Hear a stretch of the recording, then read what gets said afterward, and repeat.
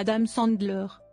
Adam Sandler est un acteur, humoriste, scénariste, producteur et musicien américain, né le 9 septembre 1966 à New York. Biographie. Jeunesse et formation. Né dans une famille juive du quartier de Brooklyn à New York, Adam Richard Sandler est le fils de Judy, enseignante d'école maternelle, et de Stanley Sandler, ingénieur électricien, 1935-2003, descendant d'immigrants juifs de Russie. À 5 ans, sa famille déménage à Manchester, dans le New Hampshire, où il est scolarisé au Penetral High School. Dans son adolescence, il était membre de la BBYO, un mouvement juvénile juif pour des étudiants adolescents. Il se découvre être un comique naturel et nourrit son talent pendant sa scolarité à l'université de New York, en effectuant régulièrement des numéros dans les clubs ou cafés-théâtres et sur les campus. Il obtient un diplôme en beaux-arts en 1988. Plus tard dans sa carrière, il fait souvent appel à ses souvenirs les plus anciens pour ses sketchs et ses films. Ainsi, la chanson Lunch Ladyland est dédiée à Emily, dame qui a cuisiné et servi au Hayden Dining Hall à l'université de New York. Autre exemple, dans la comédie Click, Sandler va au lac Winnipesaukee, le plus grand lac du New Hampshire, où il est allé au camp d'été. Début d'acteur et révélation par Saturday Night Live, 1987-1995. C'est en 1987 qu'il fait ses débuts à la télévision en écrivant et en jouant des rôles variés dans le jeu télévisé Remote Control, diffusé sur MTV, avant d'obtenir en 1988 un petit rôle, celui de Smitty, l'ami de Theo Huxtable, dans la série Cosby Show, qu'il tient durant 4 épisodes. Smitty, saison 4, épisodes 11, 12, 16, 23. En 1989, il tourne son premier film à petit budget, 200 000 $, tourné sur un bateau de croisière allant de la Nouvelle-Orléans à Cancun pour un concours de Miss Univers, Going Overboard, pour lequel il incarne le rôle principal et participe à l'écriture du scénario, qui passe carrément inaperçu. Il continue à écumer les scènes de stand-up. Découvert dans un club de comédie par Dennis Millet, Sandler monte à Los Angeles et s'est fait recommander par Millet à Lorne Michaels, producteur de l'émission humoristique Saturday Night Live, diffusée sur NBC. Engagé comme scénariste du Saturday Night Live en 1990, il devient aussi à partir de février 1991, après quelques apparitions, membre du casting du show devenant la vedette aux côtés de Mike Myers, Chris Rock et Rob Schneider. Avec ce dernier, il élabore des chansons humoristiques comme The Chanukah Song, qui obtient un succès. Il est nommé 3 années consécutives aux Emmy Awards dans la catégorie meilleure équipe de scénaristes dans une émission musicale ou de variété. En 1995, il annonce au Tonight Show que lui et Chris Farley ont été virés du Saturday Night Live. Entre-temps, il s'est imposé comme une star de l'humour.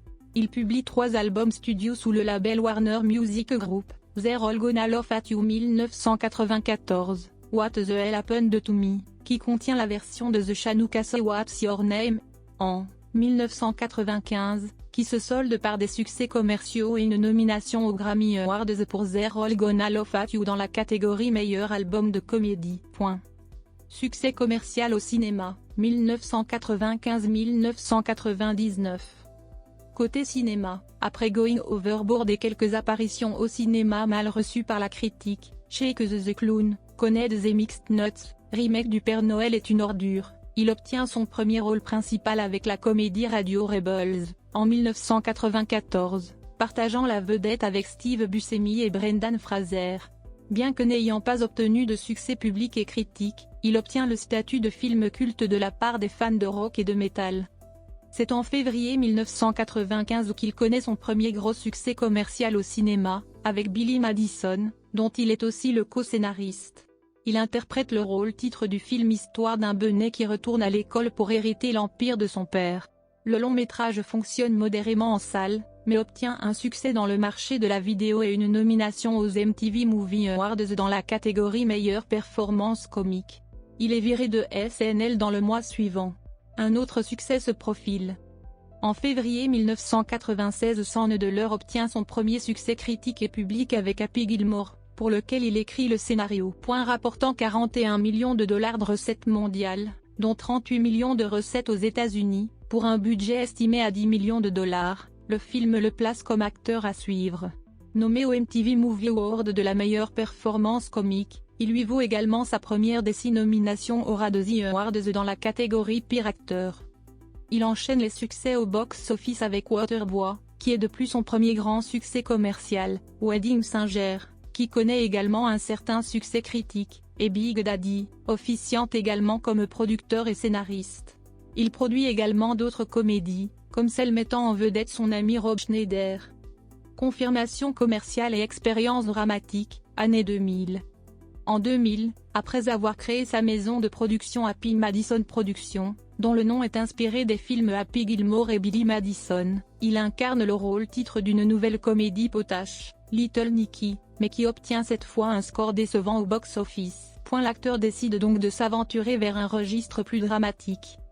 En 2002, après 2 apparitions dans l'éphémère série comique Les Années Campus, créée par son ami Judd Apatow, il tient le rôle-titre de la comédie dramatique Les Aventures de Mr. Deeds, remake de l'extravagant Mr. Deeds. Si l'acteur retrouve le succès commercial, les critiques sont assez négatives. De plus, l'acteur est nommé au The Awards dans la catégorie Pire acteur. Il s'ensuit une apparition en joueur de bongo dans la comédie Une nana au poil, avec Rob Schneider, qu'il produit via sa maison de production. C'est le premier rôle de la romance Punch Drunk Love qui lui permet de vraiment se racheter. Dans ce film dramatique de l'acclamé cinéaste Paul Thomas Anderson, il incarne un homme timide rencontrant l'amour. Bien que le film n'ait pas le succès commercial espéré, le film est acclamé par la critique, et l'acteur est pour la première fois nommé au Golden Globe dans la catégorie meilleur acteur. L'acteur tente ensuite de revenir vers un cinéma commercial plus respectable, d'abord avec la comédie Self-Control, Anger Management, réalisée par Peter Segal, qui lui permet de faire face à l'acteur Jack Nicholson. Puis en tournant une comédie romantique avec Drew Barrymore, Amour et Amnésie, toujours réalisée par Segal et sous sa propre supervision en tant que producteur exécutif. Le premier film rapporte 133,8 millions de dollars et le second 120. Enfin, il conclut l'année 2004 avec un projet plus ambitieux, la comédie dramatique Spanglish, réalisée par le respecté James L. Brooks. Si le projet lui permet de recevoir des critiques supérieures aux 2 comédies, le box-office s'arrête à 42,1 millions.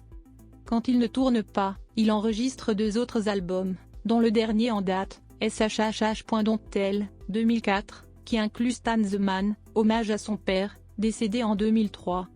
En 2005, l'acteur partage l'affiche de la comédie Mi-temps ou Mi-tard, remake de Plein la gueule, avec une autre star de l'humour américain, Chris Rock. Le box-office est excellent, avec 175 millions de dollars. Il enchaîne en 2006 avec la comédie de science-fiction Click, Télécommandez votre vie, réalisée par Frank Coraci. Sa femme est-elle jouée par le sex symbole anglais Kate Beckinsale. Un autre succès commercial, avec 137 millions de dollars. L'année 2007 lui permet de faire un grand écart artistique, il livre en mars son 2e drame, avec À cœur ouvert, pour lequel il incarne un homme détruit par la perte de sa famille lors des attentats du 11 septembre 2001. Il y est à contre-emploi, face à l'acteur Don Cheadle. Les critiques sont positives, mais le box-office ne dépasse pas les 20 millions. Et en juillet 2007, il retourne vers un cinéma vraiment potache avec Quand Chuck rencontre Larry, une comédie parodique sur le mariage gay, avec un autre humoriste révélé par la télévision, Kevin James. Les critiques sont catastrophiques, mais l'acteur rapporte 119 millions de dollars. En 2008, il tient le premier rôle de la satire Rien que pour vos cheveux, coproduite par son ami Judd Apatow. Puis en fin d'année, mène un film pour enfants produit par les studios Disney, Histoire enchantée. Les 2 films sont des succès commerciaux, à défaut de séduire la majorité des critiques.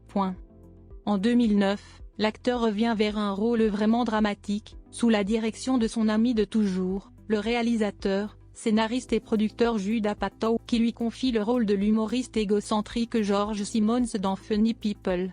L'acteur partage la vedette avec une valeur montante de la comédie américaine, Seth Rogen, mais également les Soliman, qu'elle retrouve après Big Daddy.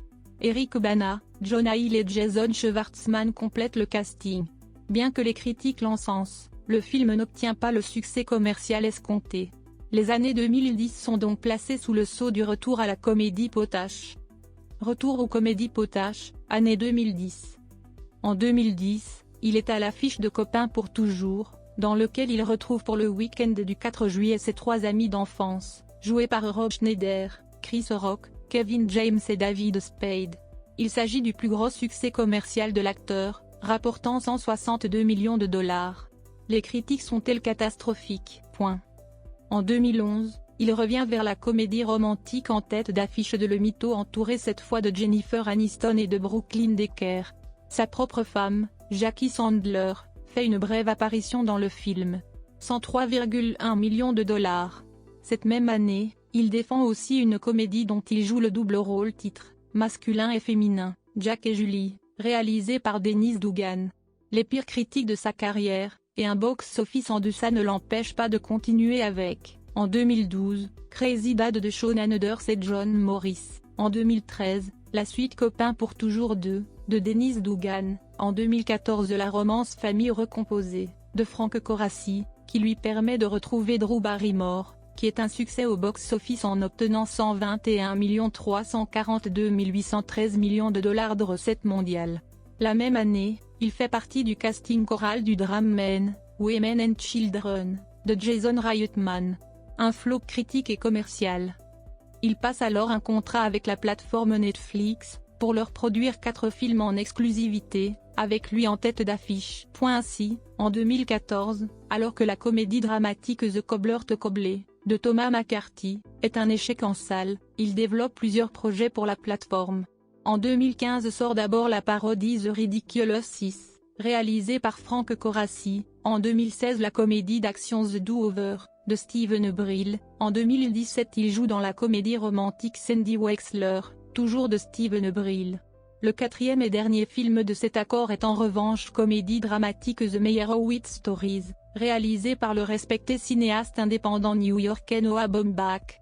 Le long-métrage, auquel participent aussi Ben Stiller et Dustin Hoffman, est présenté au Festival de Cannes 2017. Durant cette période, l'acteur livre son premier blockbuster dans les salles de cinéma, la comédie d'action et fantastique pour enfants Pixel, de Chris Columbus. Il participe activement au scénario, mais c'est le flop critique et commercial.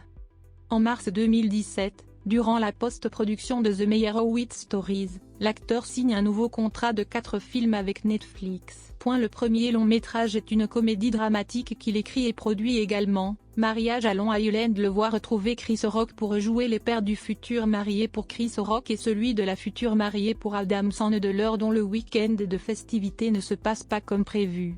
Le deuxième long-métrage est la comédie Murder Mystery, qui marque ses retrouvailles avec Jennifer Aniston, 7 ans après Le Mytho. En 2019, il surprend le public une nouvelle fois dans un registre dramatique en jouant dans le thriller Uncut Gems des frères Safdie.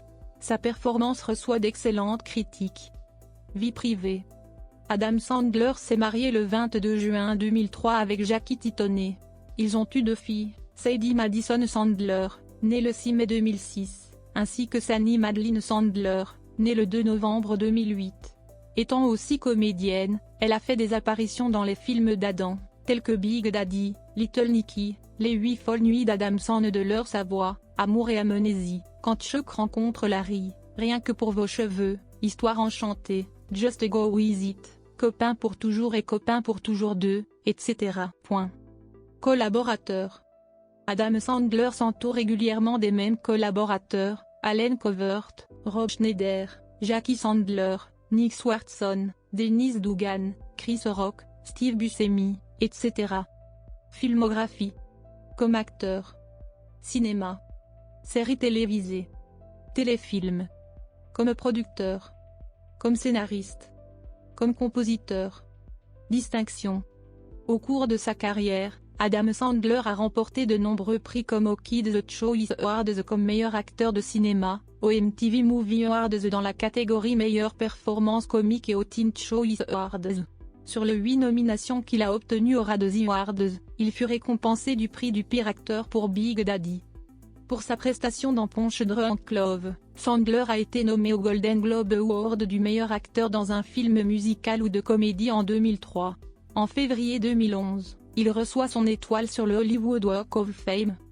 En février 2012, il obtient 11 nominations aux Razzie Awards, pulvérisant ainsi le record de nominations individuelles détenu précédemment par Eddie Murphy. En 2019 il remporte un NBR Awards dans la catégorie meilleur acteur pour le film Uncut Gems. Voix française en France, Serge Falliou est la voix française régulière d'Adam Sandler. Au Québec, Alain Zouvi est la voix québécoise régulière de l'acteur.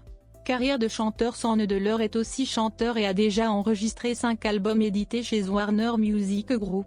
Notes et références liens externes. Music Group. Notes et références liens externes. Music Group. Notes et